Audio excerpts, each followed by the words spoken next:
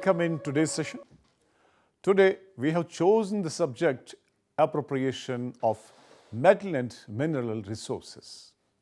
The purpose of this lecture is to acquaint you all with the utilization of metal and mineral resources and the complex method of procuring them. The pattern of appropriation and consumption has marked a distinct stage in the global growth of civilizations. The consumption of metal and mineral resources was heavily influenced by social stratification as well as the availability and accessibility of these resources.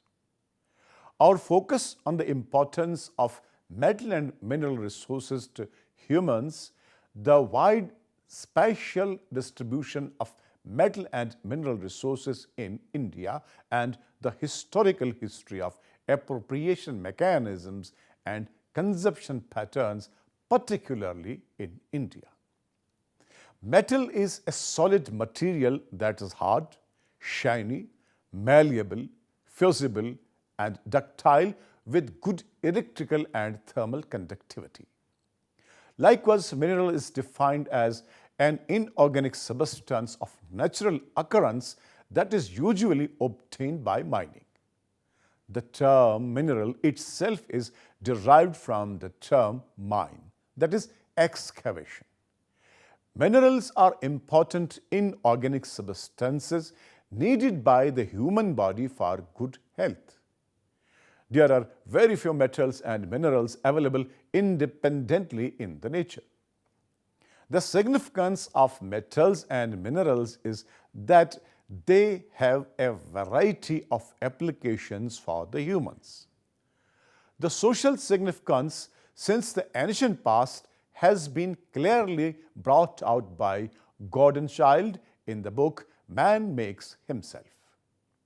He argues that the implications and consequences of developments in metallurgy meant for major discoveries the malleability, the fusibility, the reduction from ores, and alloy making. The sciences applied in metallurgy are more abstruse than those employed in agriculture or in pot making. The chemical change affected by melting is much more unexpected than that which transforms clay into pottery. The change from the solid to the liquid state and back again, controlled in casting, is hardly less startling. Henceforth, it is not surprising that in the earliest historical societies, metallurgists are always professionals. Probably from the beginning, metallurgy was a craft as well as a technique. The spread of Bronze Age civilization was very limited compared to later civilizations using iron as base metal. The limited availability of copper and tin had restricted extensive use of metal by the common man, peasantry, in a particular manner. Almost all the Bronze Age civilizations were located on the banks of rivers and floodplains, sustained the agriculture. Corollary to this was the limited utility of bronze in the process of forest clearance. Therefore, expansion of civilization in the thickly forested areas was restricted, and the change in the landscape would have been limited also. The situation changed dramatically with the introduction of iron. Iron is one of the commonest elements in the Earth's crust, and with continuous experiments, the production of iron became relatively cheap. Any peasant could afford an iron axe to clear fresh land for himself and use iron plowshares to break up ground. The common artisan could own a kit of metal tools that made him independent of the household of the kings or nobles. Thus, in the Iron Age, civilization not only spread a wider area than in the Bronze Age, it also spread deeper. Now let's focus on metal resources. The history of metallurgy can be tracked back to 6000 BC when its form was rudimentary. However, to gain a perspective in process metallurgy, it is worthwhile to spend a little time studying the initiation of mankind's association with metals. Currently, there are 95 known metals. Prior to the 19th century, only 24 of these metals had been discovered, and of these 24 metals, 12 were discovered in the 18th century. Therefore, from the discovery of the first metals, gold and copper, until the end of the 17th century, only 12 metals were known. 4 of these metals, arsenic, antimony, zinc, and bismuth, were discovered in the 13th and 14th centuries respectively, while platinum was discovered in the 16th century itself. The other 7 metals, known as the metals of antiquity, were the metals upon which all early civilizations were based. These 7 metals, in the descending order of their discovery from the earliest, are gold 6000 BC, copper 4200 BC, silver 4000 BC, lead 3500 BC, tin 1750 BC, iron smelted 1500 BC, mercury 750 BC. The Mesopotamians, Harappans, Egyptians, Greek, and the Romans distinguished some of these metals. Of the 7 metals, 5 can be found in their native states. For example, gold, silver, copper, iron, and mercury.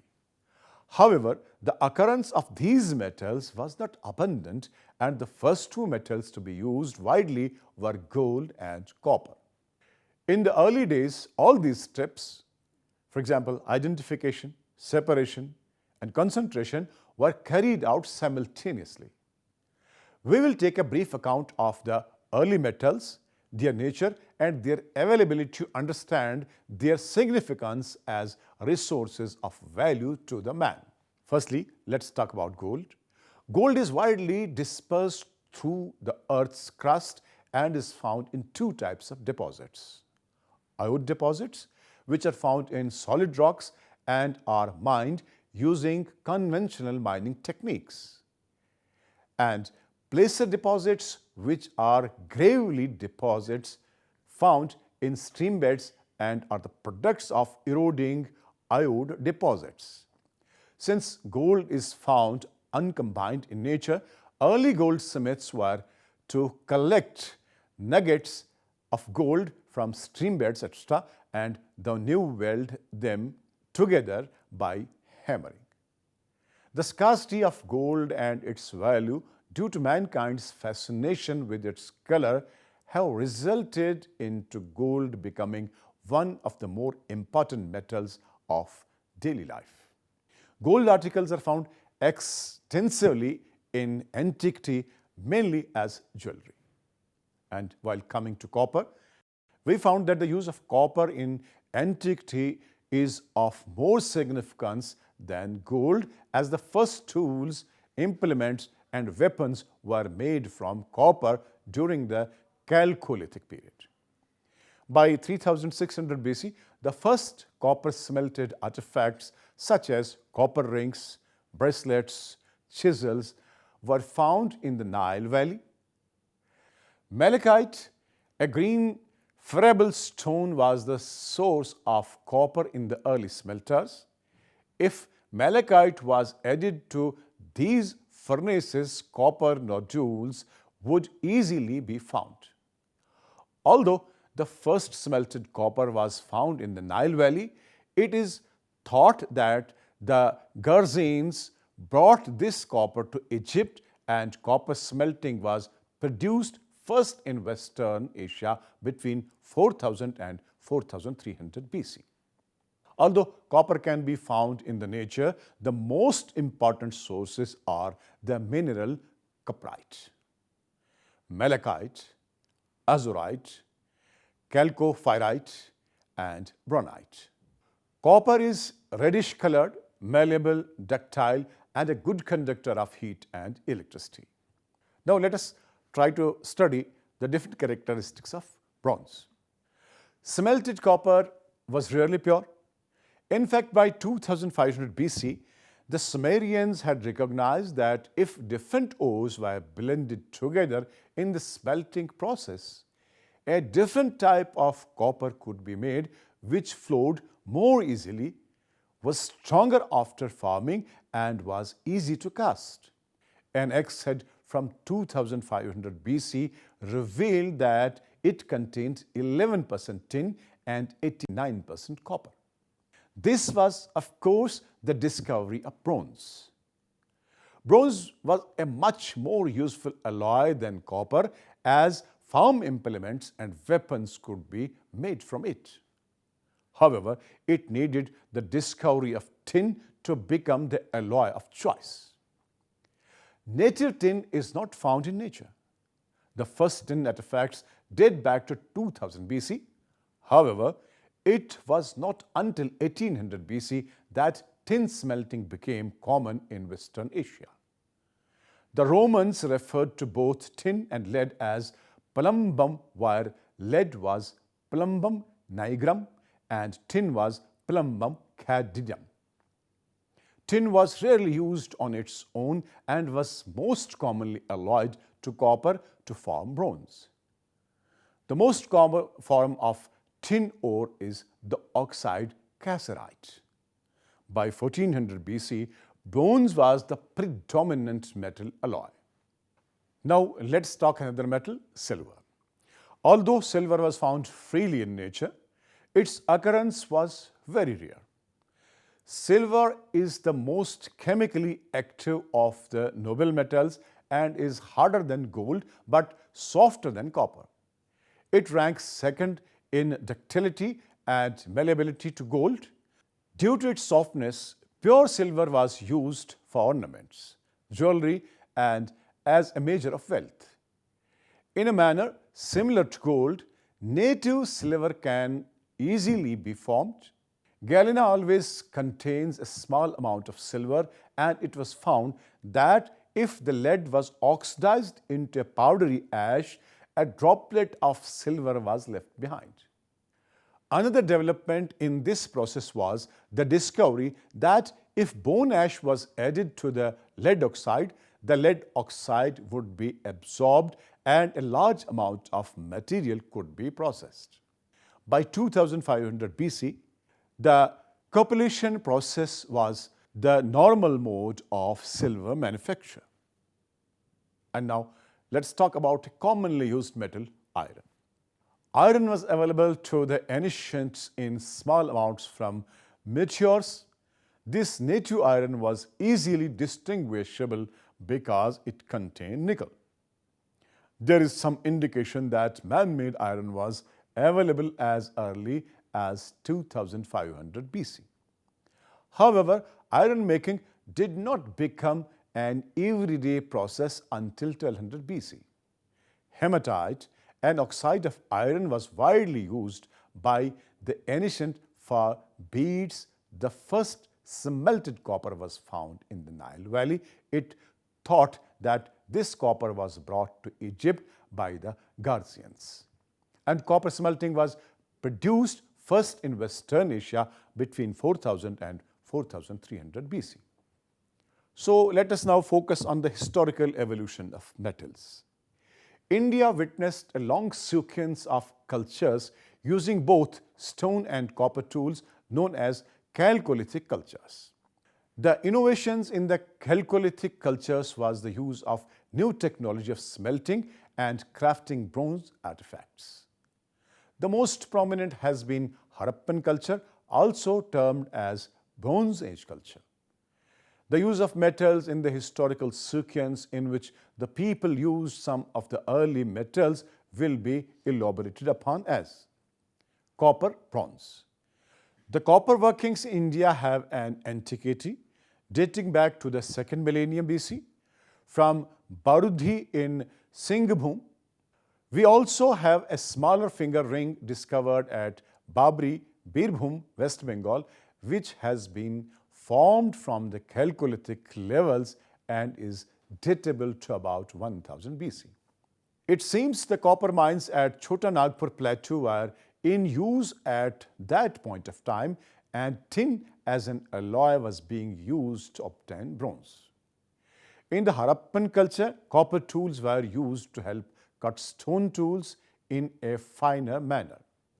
The Harappans practiced alloying of copper and tin so that a more strong metal, bronze, would be available. Whereas 70% of analyzed copper artifacts from Mohenjo-daro and Harappa have been found to contain 1% tin, the remaining 30% had tin ranging from 8 to 12%, which indicates that tin was here deliberately mixed with copper. The proportion of bronze with copper artifacts increases significantly with time at Mohenjo-daro, and this was probably the case in the Indus civilization generally. Nickel, arsenic, and lead were also used as copper alloys. The ore for smelting copper in the Harappan culture was most likely obtained from Rajasthan and Balochistan, though Afghanistan and Persian sources too would have been the main chain of supply. Copper was smelted in brick-lined pits, and wax and clay molds were probably used to cast whole or parts of copper and bronze artifacts. These included tools such as razors, knives, chisels, hooks, skills, saws, and axes. Smaller copper tools include awls, nails, needles, and tubular drills. A considerable number of copper and bronze utensils suggests that at least richer households could now use metalware in addition to the brickable pottery. The Chalcolithic cultures, other than the Harappans, also used copper for making artifacts. A content analysis of these artifacts reveals that Chalcolithic metallurgical traditions and the Harappan tradition had distinct identities, and the probability of any direct transmission is precluded. Now, let's talk about iron again. The studies focusing on the history of introduction of iron in India had earlier believed that iron was introduced between 600 and 700 BC. But the discoveries made at painted gravure sites have now settled this date around 1000 BC. D.K. Chakrabarty has written a comprehensive work dealing with the discovery and use of iron in India. Some of the main findings may be given here to understand the use pattern of iron. The probable date of iron production in India is around 800 BC. The usage of iron in India is first documented in central India and South India. These production centers were positioned near ore deposits. There was continuity in iron metallurgy tradition up to the pre-industrial period. There was no relationship between the early Indian iron tools and the West Asian tools. Now, talking about zinc, a different scenario emerges. India provides the earliest evidence of metallic zinc.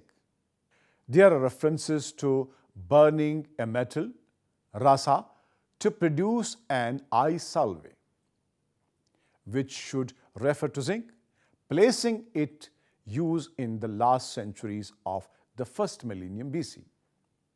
The Rasa Ratnakara ascribed the Nagarjuna, the great Indian scientist who lived in the 4th century AD, describes both the production of brass by the familiar cementation process and metallic zinc. Furnaces have been found at ancient mines of Zawar in Rajasthan. The Zawar mines from where zinc was extracted are located about 35 kilometers to the south of Udaipur in Rajasthan. The ore is mainly a mixture of zinc and lead and is obtained in dolomite formations. Agarwal suggests Minerals may be classified according to their composition. The list is an approximate order of their abundance in the Earth's crust. Silicate class, the feldspas, quartz, olivines, pyroxenes, etc. Carbonate class, lime, dolomite, stalactites and stalagmites, sulfates and hydrite, calcites, barite and gypsum.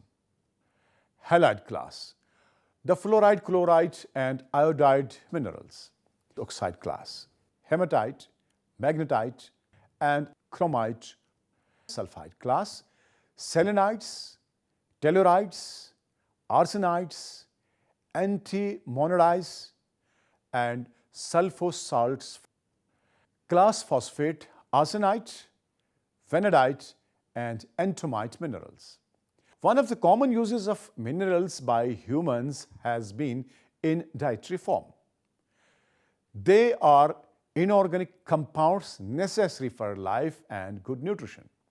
Some of these are minerals such as salt, others are potassium, calcium, iron, zinc, magnesium and copper. These can be naturally occurring in food or added in elemental or mineral form. Dear students, the integration of metal technology added some complexities into living patterns, such as determining who would control the new technology, since those making the artifacts were not always the same as people in authority. Bronze technology was accompanied by script in most cultures, launching a new phase in the process of historical evolution. If bronze marks the beginning of a new chapter in social relations of stratification, then the introduction of iron offered tools to colonize previously uninhabitable terrain. Agriculture's expansion got a new and powerful tool. It provided means not only for clearing the forest area, but also for utilization of the untapped potential of land other than river-denuded areas. Mineral, too, played an important role both as food supplements and in jewelry. With this, today's lesson comes to the conclusion. Hope you have enjoyed and understood every component of this particular lecture. We shall say you goodbye and expect that we shall be meeting in some other class. Till then, goodbye and good luck.